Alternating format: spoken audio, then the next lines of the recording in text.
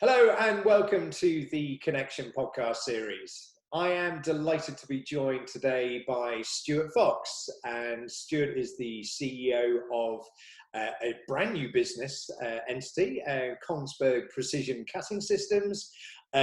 Obviously a name that we all know in the industry, in the corrugated and folding carton sector. So Stuart, welcome. Thank you for joining us. We obviously saw a fantastic announcement from your team on the 6th of April, announcing the breakaway from the ESCO group. So Stuart, give us a little bit of background as to why this has happened and what we can expect over the coming weeks and months. Yeah, sure, Dan. It's a pleasure also to be here. So, yeah, let's tell you what, on the journey. I think ESCO had owned the Kongsberg brand for many years, over 20 years, in fact. And I was heading up that business unit within ESCO for a few years now. And really, we were pulling on the reins a little to go off and do other things. Whereas ESCO has been in the packaging market forever, but we have ambitions to really do different things with the equipment we've got, whether it's automation, robotics for handling corrugated folding carton. And it's really outside of the ESCO wheelhouse. I mean, their packaging, their color, their workflows, their editors. I mean, this is their core business. So there's a little bit of some tension. I'm trying to pull it in one direction and really pursue some technology tracks that were really exciting for us. And then you just have that situation where ESCO wants to focus its time and effort and resources on other things, and you have the Kongsberg team trying to pull off and do going another direction. So ESCO came to the conclusion that really this is an opportunity for them to focus all their efforts on software, brands and clouds and things like that, and give Kongsberg the opportunity to go and pursue its own dreams and its own visions of where we want to go. And it really was, it wasn't a divorce. This is how I described it to some of the team. This wasn't a divorce. This was two siblings deciding they were going off on different journeys. And then when it was announced, okay, we are going to put Kongsberg up for sale. I mean, it was just like, this is a great opportunity. Let's go and do it. Let's go and pursue our ambitions and take this opportunity. And Stuart, tell us a little bit about because obviously it's private equity that's come in and helped you, get the business sorted up. So tell us a little bit about your partners. Yeah, so Open Gate Capital are a private equity firm headquartered in Los Angeles, but they have a European headquarters in Paris. And they are really specialists in what they call carve-outs. So they really like where you have a much larger company with a division that probably wants to be sold off or isn't core business for it. So they particularly look for those opportunities, and they have their own skills of how to set those businesses up. And it's been a revelation to being part of this process, and really a fantastic learning opportunity to see how they approach it. They're very pragmatic, very, very responsive, very fast moving, and truly show that they're experts in this kind of carve-out. And Stuart, the actual business unit itself, obviously you've got your manufacturing up in Scandinavia, in the town of Kongsberg, and you have then corporate offices still in Belgium, I believe.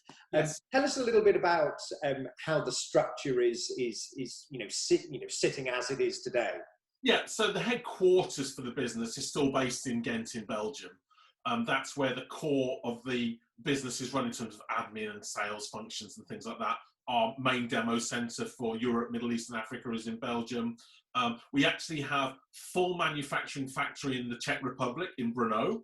The Kongsberg part of the name is the R&D and engineering facility that we have in Norway. And that's been there since 1965, so it's 56 years that the Kongsberg brand's been around. We have an office and demo centre also in the States, and we have what we call small regional sales offices that we're going to have in Japan and China and India, but they're very really regional, small admin come sales office just to give customers good support and access during those different periods of the day, different times of the day. So it's it's a smaller setup than it was before, because we obviously are a slightly smaller company now, but also COVID has presented us with the opportunity exactly at this time to really evaluate. So there's obviously some functions like demo centers. If you want to produce samples or do benchmark testing, you still need a machine. And you can't put a 3.2 by 3.2 meter cutting table in somebody's home office. So we need to maintain demo centers. But the offices around those demo centers can be slightly smaller. We don't need to have everybody in the office before. And I think we've the COVID pandemic has given us a time to reassess how we work and give people the opportunity to be flexible in the work. And we want to encourage that. We want people to have a better lifestyle around their working life as well. And Stuart, staying on the COVID theme, I mean, how did your business unit fare over the last 12 months? I mean, without financial numbers, but I mean, were you roughly in line with previous years? Yeah. Were you ahead? How did you get on? Yeah, I think the first 2 or 3 months was a shock to the system, wasn't it? Everybody moving to work from home. So that was a dip. That was a dip for us that mostly recovered by the end of the year. It was still a tough year because we were actually having to manufacture in a COVID scenario, in a pandemic scenario. So there was some reorganization of the factory, and we had to be very careful on the testing and tracking. So it did impact the business, but once we became used to it and learned all the different variations that we need to adjust, we adjusted to it very well, and it became the year ended okay, but it'll never be down as the greatest year ever. However, this year we seem to have a bounce back, I think, because customers have also adjusted. They've also realized that it's not going to go back to the way they are, and actually they just need to get on within their businesses as well. So we've had a good start to 2021. And how about like the physical installation of the equipment? Fortunately, it's not a heavy duty, flexo rotary die caster or flatbed die casters, etc. How did you sort of handle all of the individual installations? Was it relatively easy, or again, did you have sort of hiccups along the way? Yeah, I think some hiccups initially because customers didn't know how to deal with this. They didn't have their own rules and procedures to go through. So really, for the first 2 or 3 months, it was all a very fluid situation. But as soon as we realised that customers, hang on, we can still have the machine. We just make sure that we follow the COVID rules. The Kongsberg engineers come in, follow the customer's rule, and actually they don't need much interaction. You give them the space where the Kongsberg table is going to go, and the engineers can pretty much take care of it themselves. So once we'd worked out how to do this, then it became much easier for us. Now, Stuart, in the press announcement, obviously you identified that the heritage of the business within, the typical corrugated packaging, folding carton packaging, display, POS, etc. But you alluded to looking at new markets. Tell us a little bit about some of the plans that you've got for the coming 6 to 12 months. Yeah, so we are going to go off now and do some research in what I call adjacent markets. So they are markets that maybe fall outside what we do today, but doesn't necessarily need some huge breakthrough in technology. So I'll give you one example. We see the rise of using carbon composite materials, both in aerospace, in automotive, even in shipping. We're seeing the use of these lightweight materials. Well, we don't need to redesign a completely new cutting table. We'll need to adapt some tooling, or perhaps design some new tooling to address it. So that's a really good example of something that we believe is very close to what we can do today, but actually there's additional business that we could find there.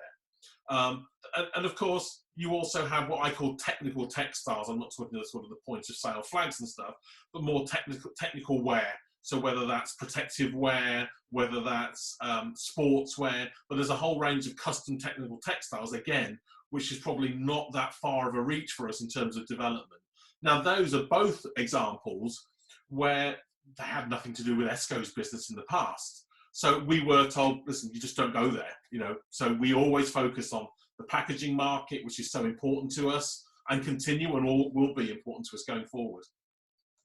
And Stuart, obviously the one area, particularly in the corrugated packaging industry over the last few years, that's sort of piqued everyone's interest is obviously the implementation of digital print. And I'm not talking really the multi-pass from 8-10 years ago, where obviously you have a Cytex press with one of your systems sat behind it, very easy to handle the sort of throughput.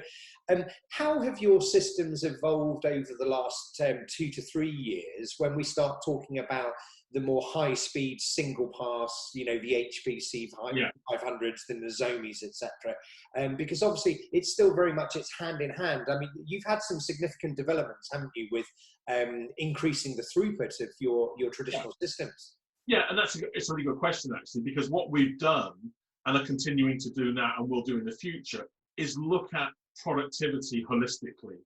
So it doesn't matter about the speed of your press if it takes too long to make ready. It doesn't matter how fast you can cut if it takes you, again, too long to make ready and too long to clear down. So we look at everything. How quickly does it take the operators to get the files in the system, to select the correct tooling, to set it up, to set the orientation, to cut a sample. So we are really looking at that. And one of those key areas, of course, is the material handling. So you saw a few years ago that we introduced the first robotic handling system, and we've introduced a feeder stacker system. And these have different requirements for some customers. Some customers need to run hundreds of sheets. Some customers need to run 1,000 sheets.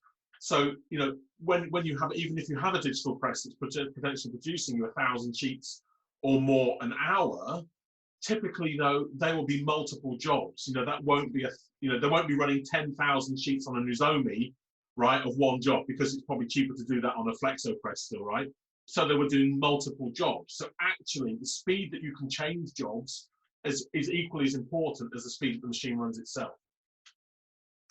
Great. Well, Stuart, thank you so much indeed. It's been great to catch up with you. I know that you and I have crossed paths many times over many years in different sectors of the industry. But listen, I wish you all the best of luck in the new role, in the new business. And yeah, we look forward to staying in touch with you. So best wishes for Kongsberg and your new Precision Cutting Systems division. No, thank you very much, Dan, and look forward to doing this again with you in the future.